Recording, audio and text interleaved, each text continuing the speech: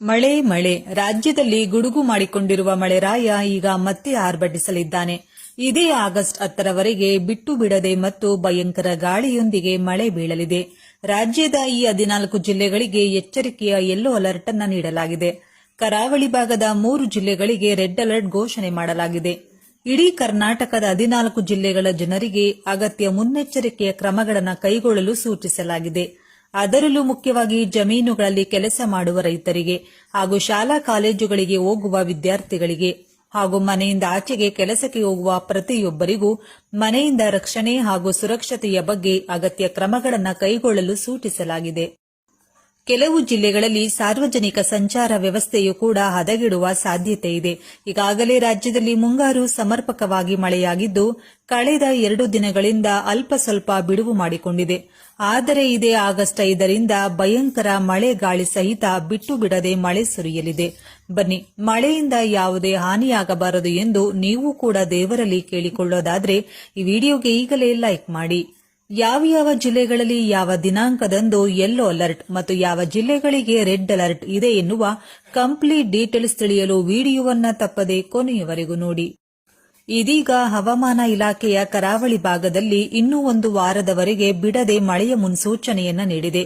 ರಾಜ್ಯಾದ್ಯಂತ ಮಳೆಯ ಅಬ್ಬರವೇನೂ ಕೊಂಚ ಕಡಿಮೆಯಾದರೂ ದಕ್ಷಿಣ ಕನ್ನಡ, ಉತ್ತರ ಕನ್ನಡ, ಉಡುಪಿಯಲ್ಲಿ ನಿರಂತರ ಮಳೆಯಾಗುತ್ತಿದೆ. ಇನ್ನು ಕೆಲವು ದಿನಗಳ ಕಾಲ ಇದು ಹಾಗೆಯೇ ಮುಂದುವರಿಯಲಿದೆ.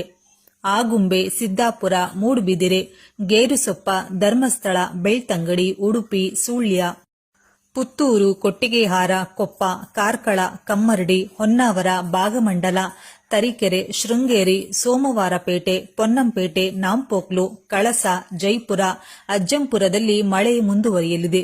ಇನ್ನು ಕರಾವಳಿ ಭಾಗದ ಮಲೆನಾಡು ಹೊರತುಪಡಿಸಿ ಬೆಳಗಾವಿ, ಬೀದರ್, ಧಾರವಾಡ, ಗದಗ, ಹಾವೇರಿ, ಕಲಬುರಗಿ, ಕೊಪ್ಪಳ, ರಾಯಚೂರು, ವಿಜಯನಗರ, ಯಾದಗಿರಿ, ಬೆಂಗಳೂರು ಗ್ರಾಮಾಂತರ, ಬೆಂಗಳೂರು ನಗರ, ಚಾಮರಾಜನಗರ, ಚಿಕ್ಕಬಳ್ಳಾಪುರ, ಚಿಕ್ಕಮಗಳೂರು, ದಾವಣಗೆರೆ, ಚಿತ್ರದುರ್ಗ, ಹಾಸನ, ಕೊಡಗು, ಕೋಲಾರ, ಮಂಡ್ಯ, ಮೈಸೂರು, ರಾಮನಗರ, ತುಮಕೂರು, ವಿಜಯನಗರ ಜಿಲ್ಲೆಗಳಲ್ಲಿ ಕೊಂಚ ಮಳೆಯಾಗಲಿದೆ ಎಂದು ಹವಾಮಾನ ಇಲಾಖೆ ತಿಳಿಸಿದೆ. ಕೆಲ ಜಿಲ್ಲೆಗಳಿಗೆ ಹವಾಮಾನ ಇಲಾಖೆ ಘೋಷಿಸಿದೆ.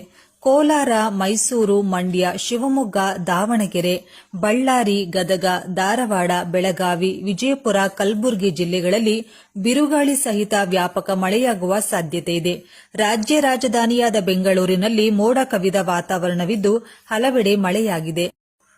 ಸದ್ಯ ರಾಜ್ಯದಲ್ಲಿ ಮುಂಗಾರು ದುರ್ಬಲಗೊಂಡಿದ್ದು ಆಗಸ್ಟ್ ಮೊದಲ ವಾರದಲ್ಲಿ ವಾಡಿಕೆಗಿಂತ ಕಡಿಮೆ ಮಳೆಯಾಗಲಿದೆ ಎನ್ನಲಾಗಿದೆ. ಆದರೆ ಕರಾವಳಿ ಭಾಗ, ಮಲೆನಾಡು ಹೊರತುಪಡಿಸಿ ರಾಜ್ಯದಲ್ಲಿ ಒಣ ಹವೆ ಮುಂದುವರೆದಿದೆ.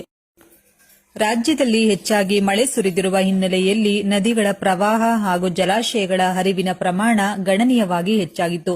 ಇನ್ನು ಮುಂಗಾರು ಋತುವಿನ ದ್ವಿತೀಯಾರ್ಧದಲ್ಲೂ ದೇಶಾದ್ಯಂತ ಸಾಮಾನ್ಯಕ್ಕಿಂತ ಹೆಚ್ಚಿನ ಮಳೆಯಾಗುವ ಸಾಧ್ಯತೆ ಇದೆ ಎಂದು ಭಾರತೀಯ ಹವಾಮಾನ ಇಲಾಖೆ ತಿಳಿಸಿದೆ. ಪೂರ್ವ ಭಾರತದ ಈಶಾನ್ಯ ಮತ್ತು ಪಕ್ಕದ ಪ್ರದೇಶಗಳನ್ನು ಹೊರತುಪಡಿಸಿ ದೇಶದ ಹೆಚ್ಚಿನ ಭಾಗಗಳಲ್ಲಿ ಆಗಸ್ಟ್ನಲ್ಲಿ ಸಾಮಾನ್ಯಕ್ಕಿಂತ ಹೆಚ್ಚು ಮಳೆಯಾಗುವ ನಿರೀಕ್ಷೆ ಇದೆ ಎಂದು ತಿಳಿಸಿದೆ.